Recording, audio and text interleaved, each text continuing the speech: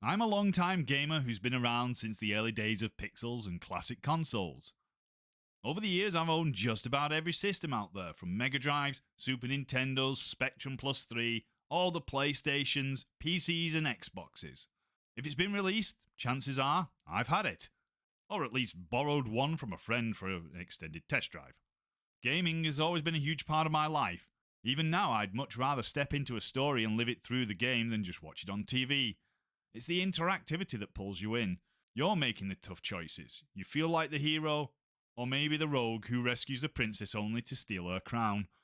So I've put together my personal top 10 games that have shaped me across the eras. These are the ones that impressed me with their innovation, or simply stuck with me because they rewired how I thought about gaming. Some define their time or their franchise, turning casual play into something deeper. You might recognise a few from your own gaming history, or you're here for some takes from someone who's been there and seen it all evolve. Not everyone will agree with my picks, and that's okay. We can debate like old console war rivals. I've left out some classics, and check the mentions if you're wondering, but I tried to keep the list to 10 and did it in the end. A couple of spots shifted over time, but number one has always stayed firm. And, before anyone decides to moan saying games were available on other platforms, the one that is listed in the title is the machine I've played it on at the time. Anyway, that's the housekeeping over. Let's dive right in. Ocean Software's clever isometric adventure based on the classic World War II movie. You're an unnamed Allied POW trapped in a heavily guarded German castle camp, perched on a North Sea cliff with patrols, dogs, searchlights and the works. You have to follow a strict daily routine of roll calls, meals, exercise and bedtime to avoid suspicion. My very first computer was a Spectrum Plus 3, and this game came bundled with it. I spent countless hours trying those desperate one-shot escapes. This game defined my early gaming years, and it took me a full 35 years to finally nail the perfect item combo and breakout. Like Andy Dufresne, I crawled through a pipe of 8-bit shit to taste the freedom. EA Canada's breakthrough of soccer games, the fifth in the series and one of the first fully 3D entries. That iconic intro with Blur's Song 2, well, that still gets me pumped. Refined gameplay, smooth animations, unique player faces of sorts, smarter AI and clever moves like stepovers and aftertouch. Commentary from John Motson and Andy Gray made it feel realer. On New Year, my mates and I decided to recreate the full qualifiers and World Cup tournament with one team each. We massively underestimated the time and the beers involved, ended up missing the New Year's bells, and we crashed out mid-knockouts. A brilliant 3-in-1 adaptation of the film series with Bruce Willis's likeness and voice as John McClane. The first game was a third-person shooter storming Nakatomi Plaza, shooting terrorists and rescuing hostages. The second, a side-view scrolling shooter at the airport. And the third, high-speed driving chaos in New York with taxis, chases and bomb runs. Reliving those three action classics was a blast. And yes, one of those films still makes a great holiday watch.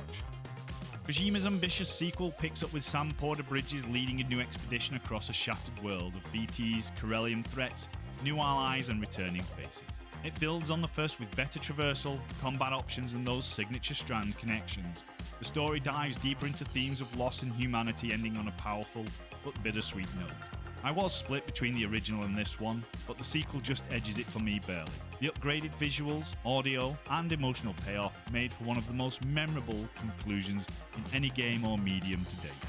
The ultimate sandbox Star Wars MMO set in the original trilogy era with total freedom across planets. Over 30 professions with no fixed classes. Be a smuggler, crafter, entertainer or mixture of all of them. Build homes, cities, player-run economy, space fights. Pre-2005 changes, it was pure depth. Communities thriving as everyday citizens.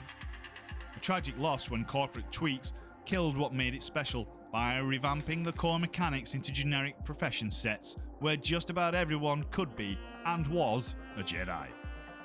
This led to the slow decline and eventual death of the epic adventure in 2011. Naughty Dog's heartbreaking post-apocalyptic journey, Joel escorts immature Ellie across the fungus-ravaged America, facing infected and desperate survivors. That devastating opening and the growing relationship, it's immersive in a way only games can be. The TV adaptation was good, but it couldn't match the player's direct choices and emotional weight. Full disclosure though, the game really didn't click with me at first. PlayStation 4 replay turned it into a perennial favourite. And yep, I still always take care of those doctors at the end. I just can't help myself. Creative Assembly nailed survival horror. Amanda Ripley searches for answers on a decaying space station, hunted by one unpredictable xenomorph. Hide, distract, craft, the pure tension. It faithfully recreates the 1979 film's retro aesthetic, sounds and dread. A masterclass in terror management. The good news is that the sequel is on the way and it's long overdue.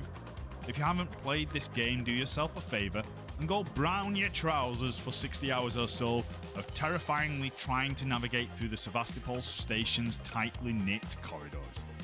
Pandemic's standout shooter, campaign as the 501st Legion across key battles plus massive multiplayer modes, space combat and hero units.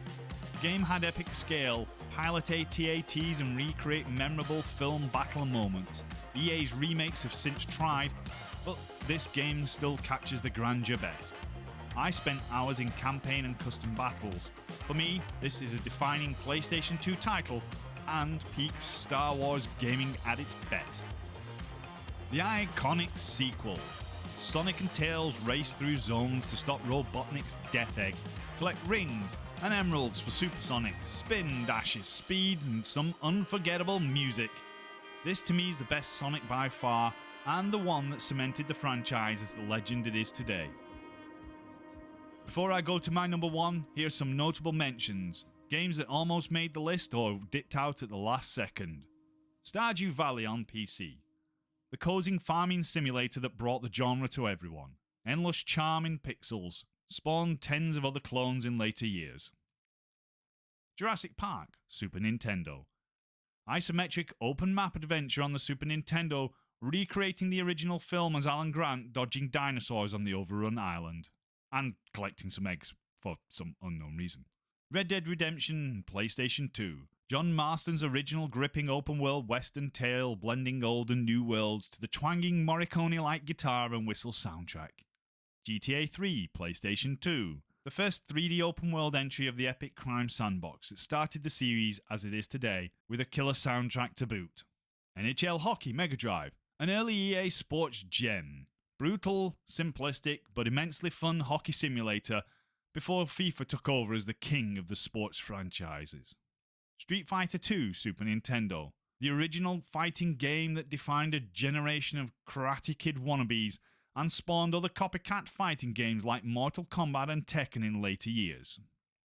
So that is my list of 10 to 2 with a few almost rans thrown in, just to show you how difficult it was making this list, and to show you how long I've been manipulating pixelated characters on the screen for.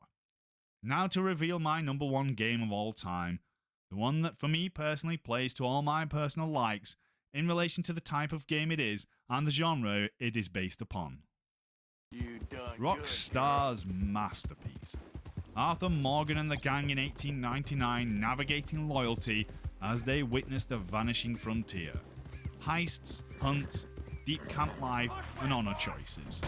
A full living, breathing world with endless details, wildlife, side stories, branching paths, stunning soundtrack and performances. Arthur's journey is profoundly moving. I replay it annually and have attained 100% on every platform. Even to this day I still discover new things. This is Rockstar at the absolute best. Immersive, emotional, unforgettable. What's your problem? A timeless classic and outlaws for life. So that's my top 10. Which ones resonate with you? Any fond memories, disagreements, or games you'd swap in? Drop a comment. I'm always happy to reminisce or answer questions. And please, if you want more, then hit that subscribe button.